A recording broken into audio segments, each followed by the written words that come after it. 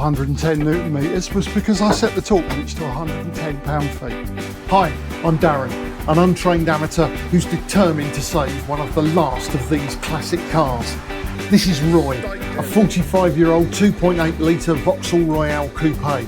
When I owned one 30 years ago, they were rare. Now they're unknown. This is one of the last of its kind, and I'm going to rescue it and relive my youth. Follow the rebuild, watch this legend come back to life. Right, morning everyone. Welcome to a baking hot day in Roy's garage. We are waiting for parts for the engine. I've had trouble getting hold of piston rings. The ones I thought were in stock weren't. But riding to the rescue once again, FW Thornton up in Telford. Got a set of originals on the shelf. Amazing. Don't know how they do it. They must just have a shed full of absolutely everything for every car ever made, ever. So the piston rings will be here tomorrow. I'm waiting for bits of engine. I'm waiting for bearings and stuff like that. So in the meantime, what we can do is put this engine bay back together, so we can put the padding in the back, because I painted all those brake lines the other day. They've now gone off, so I can actually go near them. So, you know, here this is bonnet stay's been painted, just makes it all look a little bit sort of slightly nicer, you know. It's all completely daft, but you know, why not?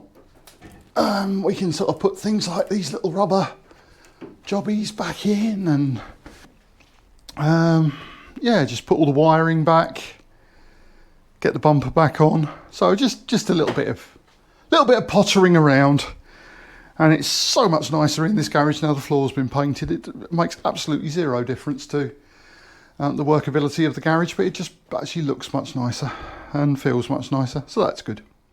Yeah, the more I look at my paint job, the more runs I can find in it, which is great. I suppose that's why, a bit like when you learn to paint a house, first thing you do is do the skirting boards. Don't let yourself loose on anything important. Yeah, so let's crack on. Let's get that padding in the back and start putting some wiring together, and we'll see if we can improve some bits of wiring as we're going along. We've got sort of new heat-proof shielding and that sort of thing for some of it. So some of this padding's getting into a bit of a sorry state. Much more bling in here now than it was. Which way round did it all go? Looks like that way.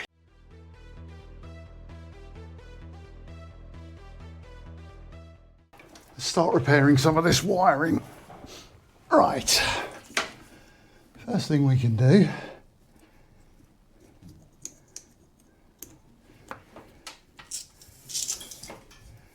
is make my fuel pump wire a bit more roadworthy.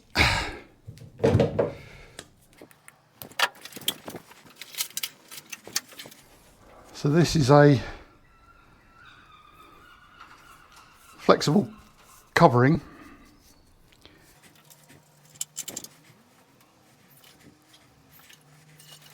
So now we can use a factory standard insulating tape, which is what they wrapped all of their looms with. Feels like a bodge, but it isn't. This is what they actually wrap their looms with.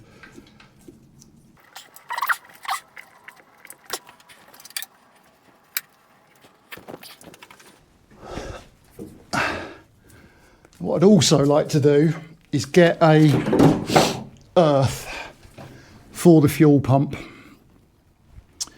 at the same time here, and one of these will be an earth. If we ask Mr. Ohms,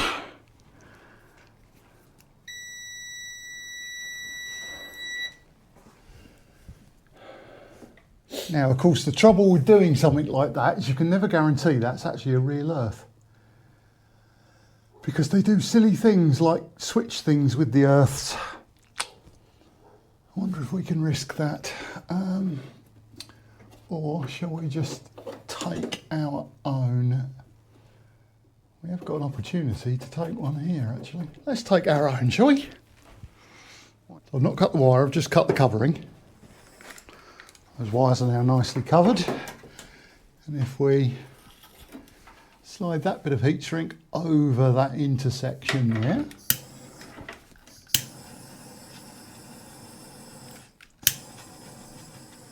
There we are. So we've made ourselves a nice little earth tag there for the fuel pump. So now all of that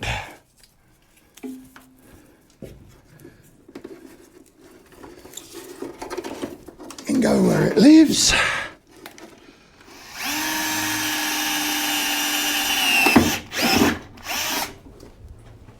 The complete lack of umming and ahhing and not knowing what I'm doing is because in this particular field I do actually know what I'm doing. Wiring is very much my skill set. So what I did before, I had the earth just connected on the sole plate of the pump, but this actually puts it out of the way and it actually puts it underneath a cover. So A should be a bit drier and therefore less likely to corrode, but also less likely to rot the panel because I can just squirt a bit of cavity wax over the top of that and it hopefully won't get washed off or anything like that. Now I've got that new loom that I've just built. Here's the old connection for the bonnet lamp. It's one of them days where if it can drop on the floor, it's dropping on the floor. If I can hit my head on something, I'm hitting my head on it. Okay, one of the ongoing situations we've got with this car is gungy fuel. Now, I could add taking the tank out and cleaning it and draining it and all that faff to the list of jobs that need doing. But instead, we're going to double filter. So, this is a traditional style filter. And it basically gives the opportunity for fuel, or for dirt in the fuel to settle out. Gives it the opportunity for it to settle out into that glass bowl and be emptied out. There is a very fine screen there, but to be fair, this is more of a gravity trap, a gravity sediment trap than anything else. It also will have the added benefit of showing if there's fuel and showing fuel flow, which can't be a bad thing. What we'll do is we'll put this on as a first filter. There's also a method in my lunacy. I'm attaching it to the padding rather than the body to try and cut down vibration from the pump. I'm even going to put behind it, I'm going to put a bit more padding behind these bolts. Okay, so the idea of that, fuel comes up from the tank, goes through the sediment filter, gets to drop its sediment there, comes back, goes through the pump, through a secondary paper filter, off to the carburettor. The return comes back to the tank. Makes that easy to see when it's silting up, and also if there's fuel flow, and also really easy to clean. Because it's not disposable, it's cleanable. You just drop it off, you just undo the bottom, drop the glass bowl, spill the filter out. So that goes down onto the starter, that's to the washers. That's to the coil, and that's to the alternator.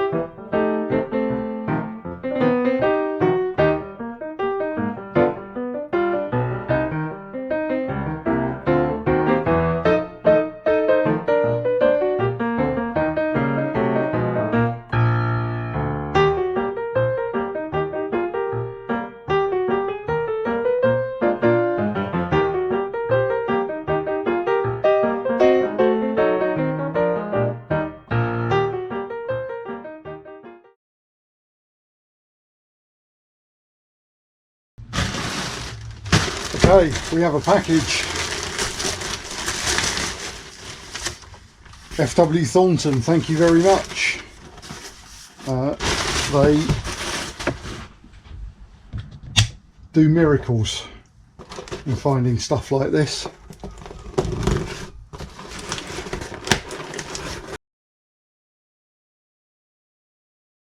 Original rings. Incredible. I wonder if you get some idea how old they are. Well, there's a refreshing lack of WWWs and other such nonsenses. So if we put that ring into cylinder 1 and drop it down,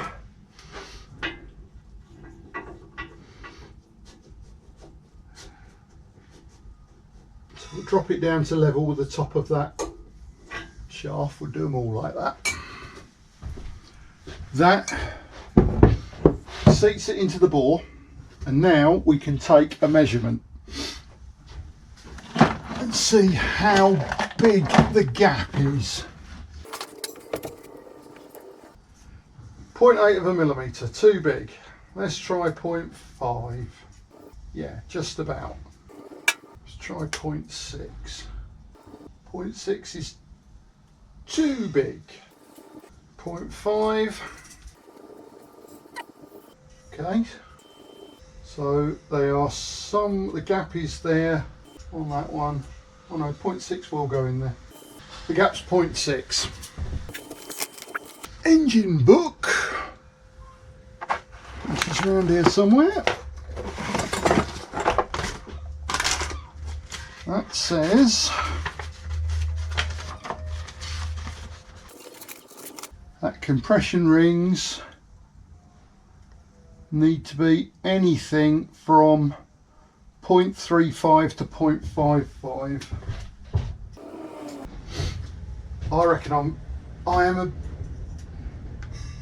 can just get a 0.6 in there. And this is the cylinder that's the most worn. Put it down to halfway on the gudgeon pin. Yeah, I'll just get a 0.6 in there. Let's try another one.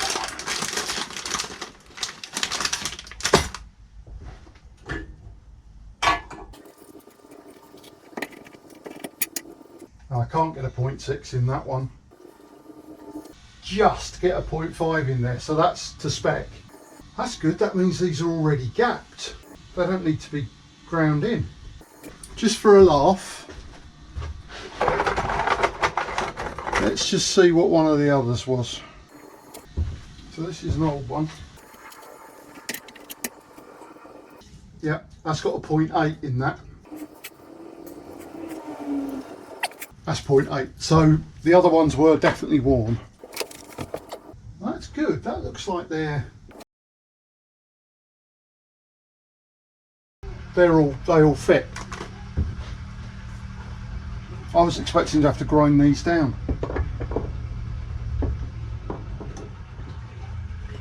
Very pleased about that.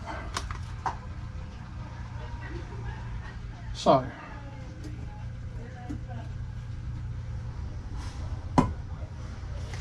now we have got rings that we can fit. We can do something scary and break an old one, because you can then use that to make sure that there's no carbon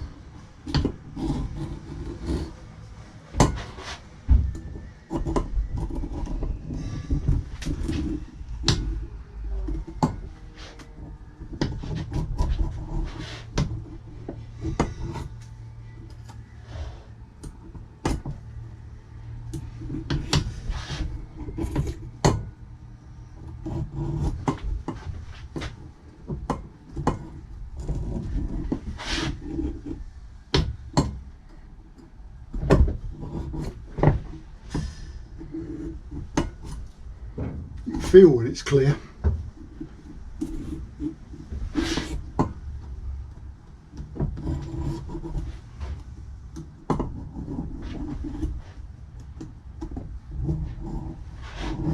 Feel the scratchiness come out of it.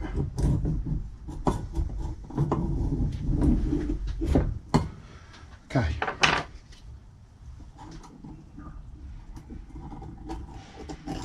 So, oil ring has a ring,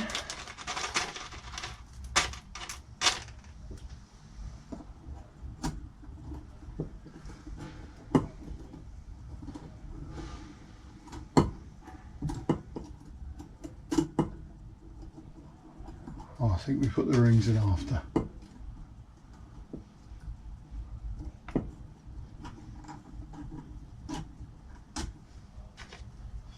There's a little shelf they sell on that expander.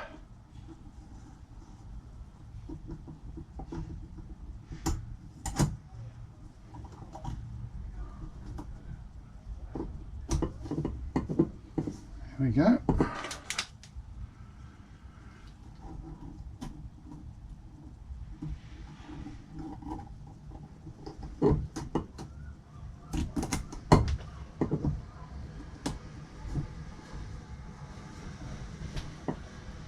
Right, that's the oil control ring.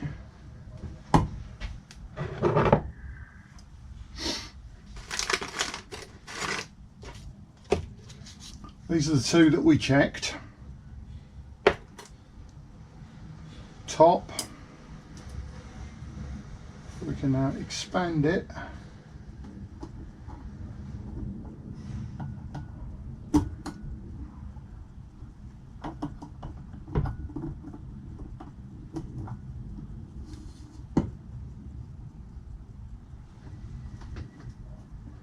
Drop it in there and we'll put its gap on that side, and then top ring.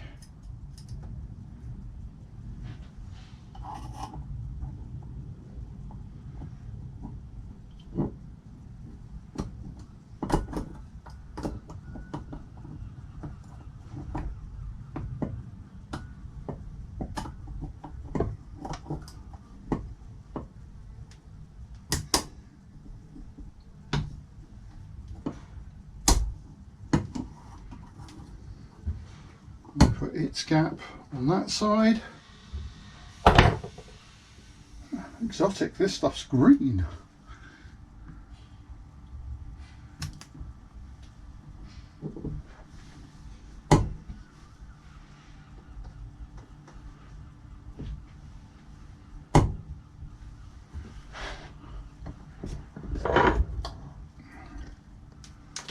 Put some on the gudgeon pin as well. Yes, America, it's a gudgeon pin, not a wrist pin. Make sure it's on square.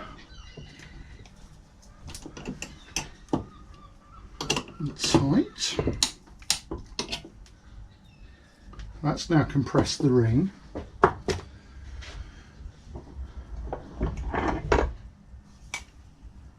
Now when I mark these, I mark them to the front of the engine, so we know it goes in that way. We'll give ourselves a sanity check. The spark plugs are on that side.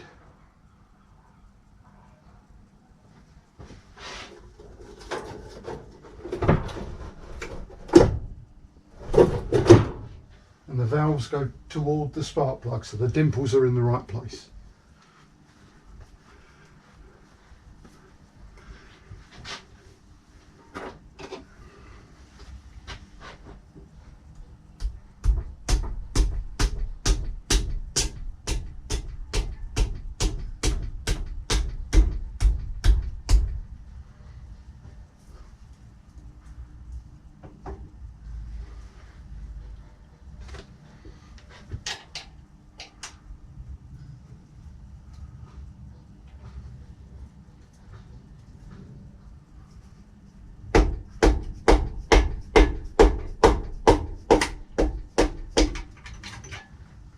One piston.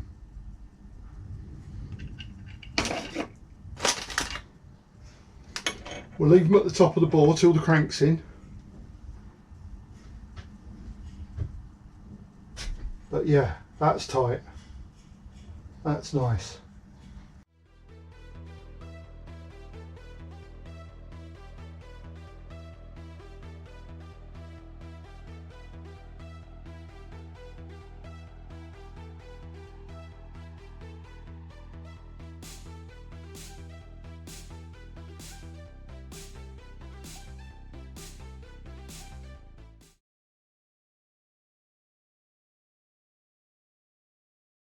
Right, hello everyone. We've got a box of goodies arrived. So finally the bearings are here, which means we can actually start to build this engine. Last time, as you will have seen, we put the pistons in it. They're all at the top of their bores at the moment. They wouldn't normally sit like that. The next thing is to get the crankshaft into it. Now we've got a couple of things that we need to do. I've polished up the crank. So there was nothing wrong with the journals, but they were just a bit on the oh, not sad side. That makes it sound like worse than it was. Actually, it's just, you know, they had some wear on them. Well, not wear, no, they had some sort of tarnish on them. So they've had a good coat of mother's polish, and they've had a good go like this with a bit of an old t-shirt, and that was a couple of days ago, and so, you know, now we're just giving them a final buff up. We're just buffing up the last of the journals just to make sure everything is nice. I'll do the big ends actually when it's in the car or in the engine block, because they'll be easier to get to. So we're just taking, you know, any tarnishy marks or stuff like that off of these, and we brought them back to a nice mirror polish. So it's in about as good a nick as it can get now. So we can now set about starting to put this engine together. So pistons in, let's turn it over and let's find out if the weight has been worth it. Do these bearings fit? main bearings that go in the block, which are the ones I'm wiping out now. These are half shell bearings, and then each one of the rods that comes off the pistons is a big end bearing. Now what I'm going to do is I'm just going to take off the big end caps. Now the reason I left the big end caps on was because I numbered them. I put punch marks in them, and those punch marks are now irrelevant to the pistons because the pistons are in the right places, but they are relevant to the end caps, so the caps can now safely come off and not get mixed up. They'll go back on the same piston.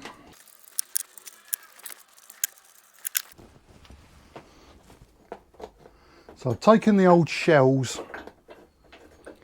out of the main bearings already, and these are the shells from the big ends. A couple of them are out already.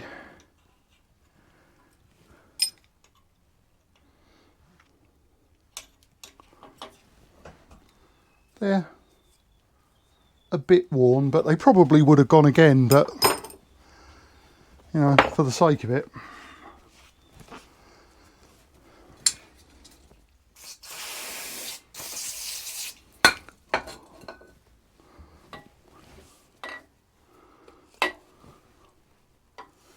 So we don't want any oil behind the bearings because we don't want the bearings to rotate. We want them gripped.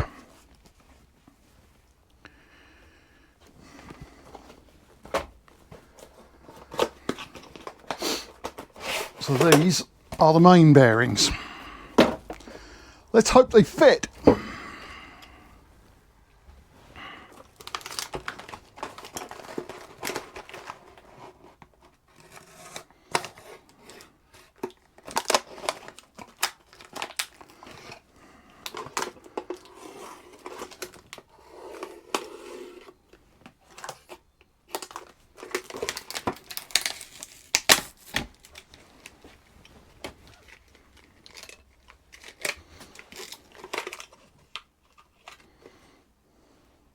See, they're a lot cleaner. They've got no markings saying they're tops or bottoms, but they do have a tab in them, and they do have that oil hole. So obviously you make sure you put them in the right way round, otherwise they won't get any oil. That would be bad. It's encouraging that they're fitting.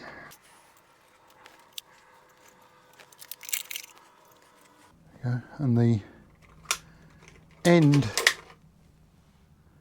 is also a thrust washer, so that has got thrusts on the side of it. So that's the bottom half of the mains. Let's put the bottom half of the big ends in as well, or rather the top half of the big ends, because the engine's upside down. So much easier doing it on an engine stand. No markings and an oil hole. So we've got no tops or bottoms on these.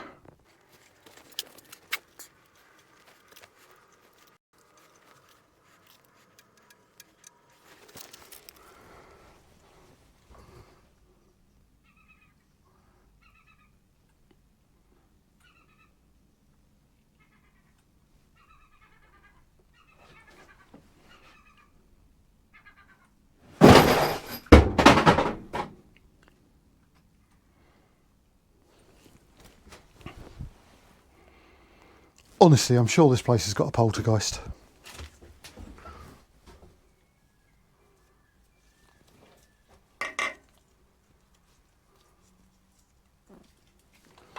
I'll give it a good coat of that assembly lube.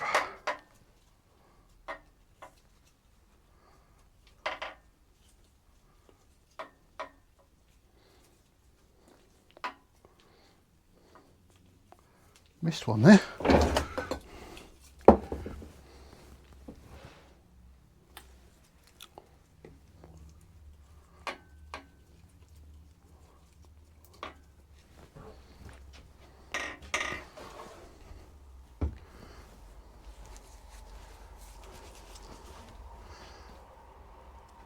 Okay, so I've just made sure that all of the oil ways are clean. And now I'll just gently lay that in there. In you go.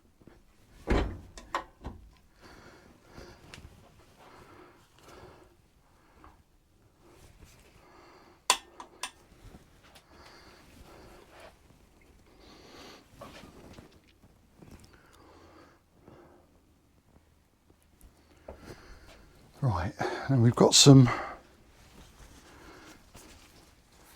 big ends to clean.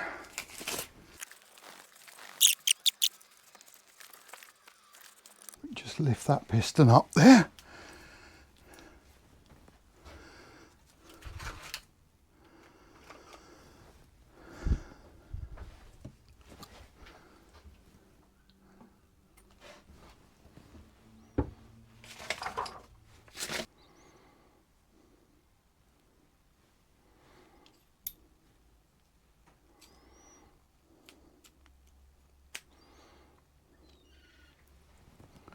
And they go tab to tab. So the tabs are on that side, so the tabs.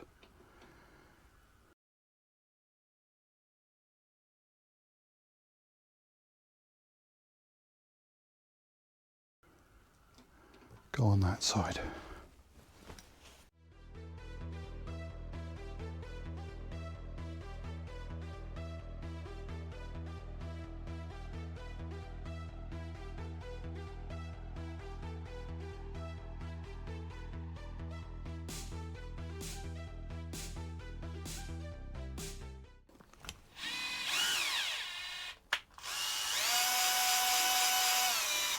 Absolutely not cutting a thread, just clearing the crap out of it.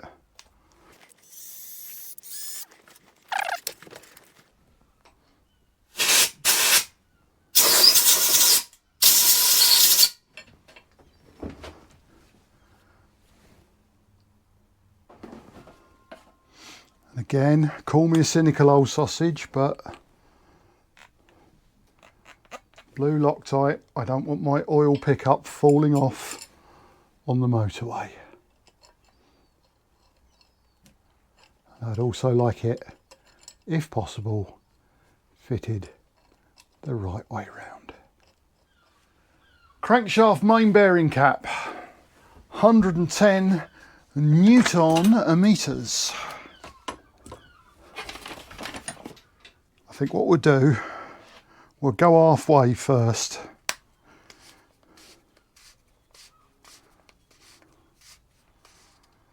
Let's go to 50 and make sure it turns all right.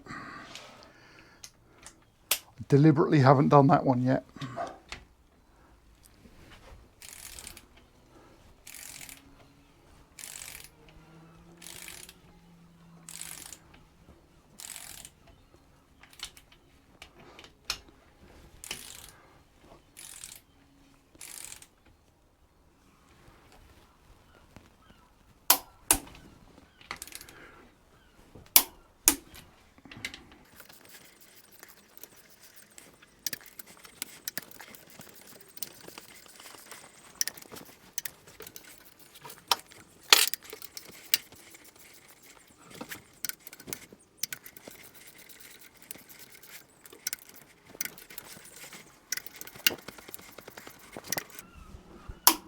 Right, so they're all to 50. This is the please turn over moment. You're not turning, are you?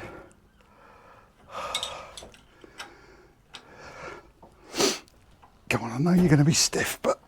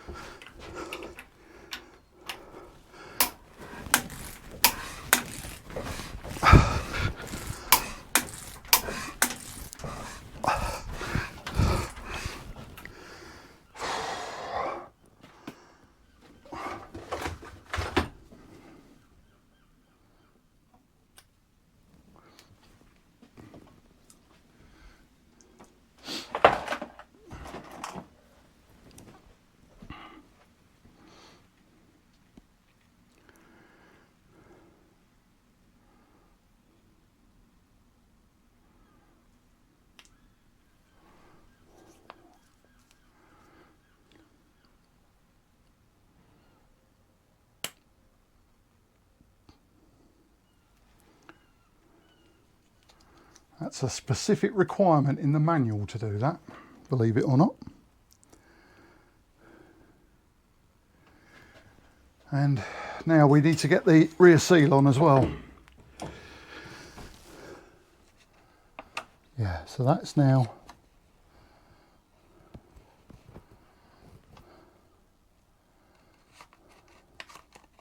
but it's not worked. The lip turned over.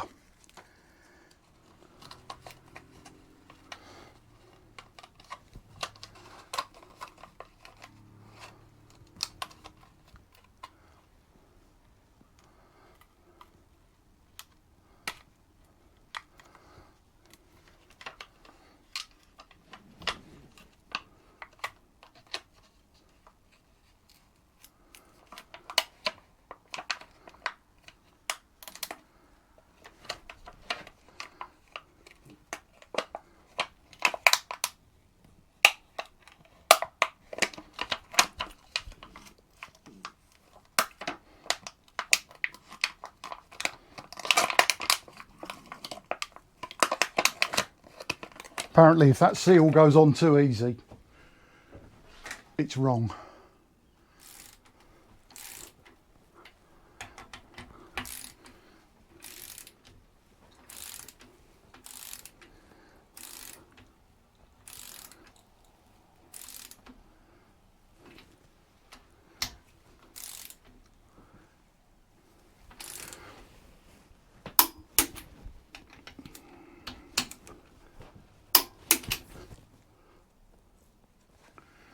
Right, that's everything to 50.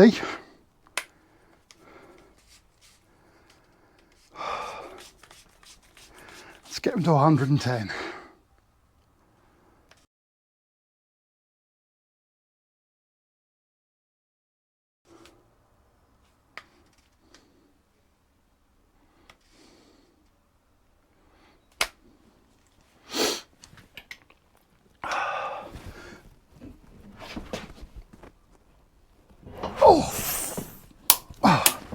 Hey, God.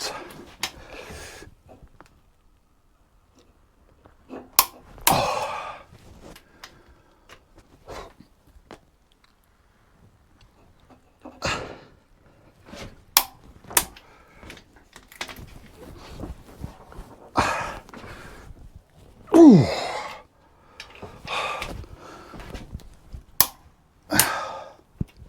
Oh, bloody hell.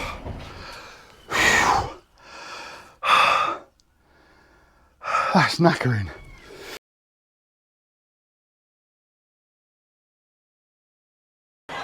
What a plonker, what a plonker. Oh. Oh. Oh. Hey, God.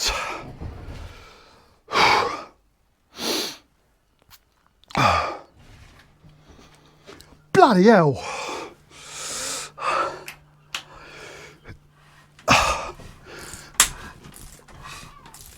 But it still turns. This is good.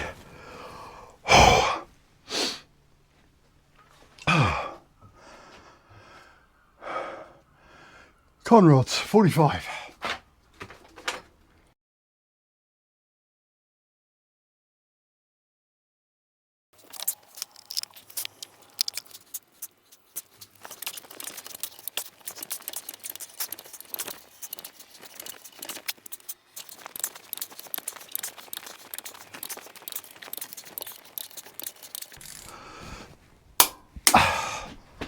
Right, so the reason I just busted a gut getting them to 110 Newton meters was because I set the torque wrench to 110 pound-feet.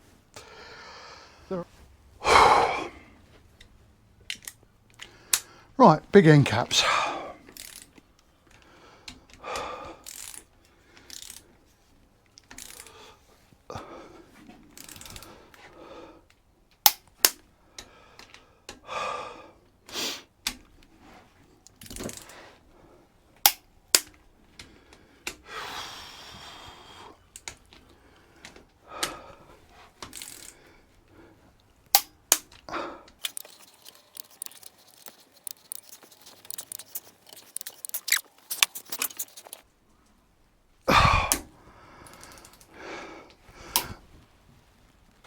come on, you know you want to turn.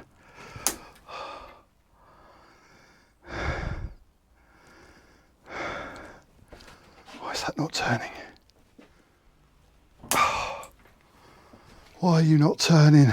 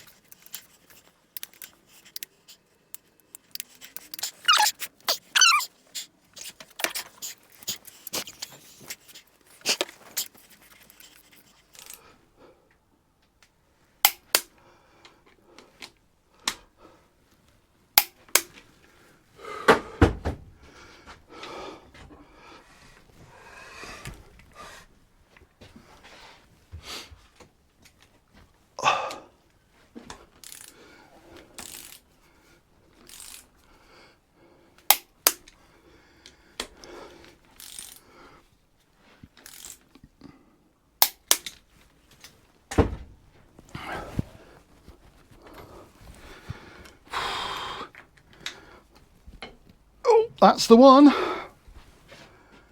What we got going on there then, chaps?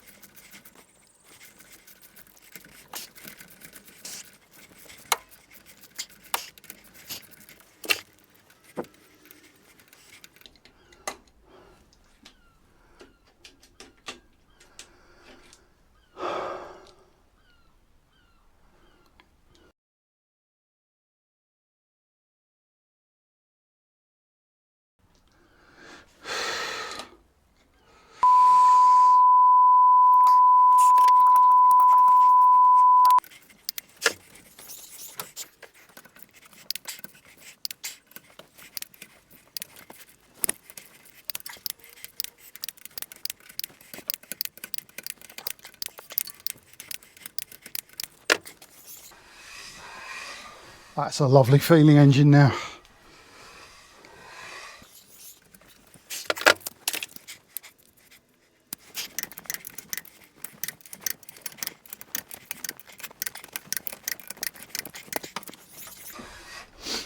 Crankshaft done. Happy with that. What a thing of beauty. Isn't that good?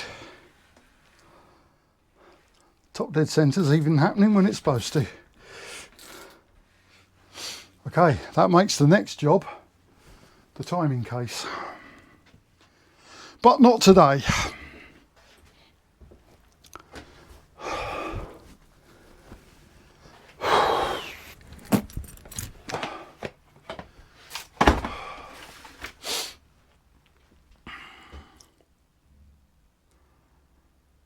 So yeah, we've got the timing case, cylinder head, sump, distributor, dipstick, oil pump, cuddly toy, all of that to do. But we got pistons that go up and down, we've got a crankshaft that goes round and round. We're getting there. So yeah.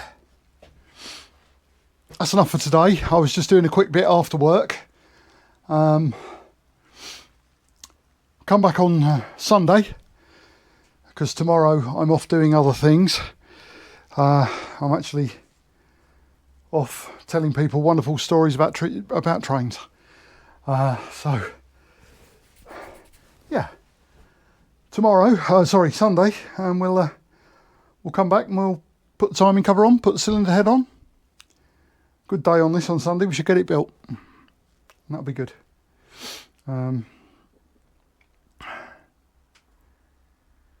Which means bank holiday weekend. Might just get this in Roy.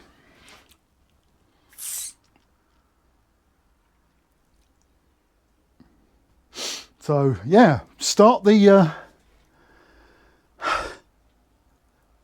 Start the controversy in the comments over how you run this baby in. Let's see how many different opinions we can get of the best way of doing it. Because genuinely, I don't know. Because it seems like every time I get an opinion from somewhere as to how to run an engine in, I get a different answer. So, yeah.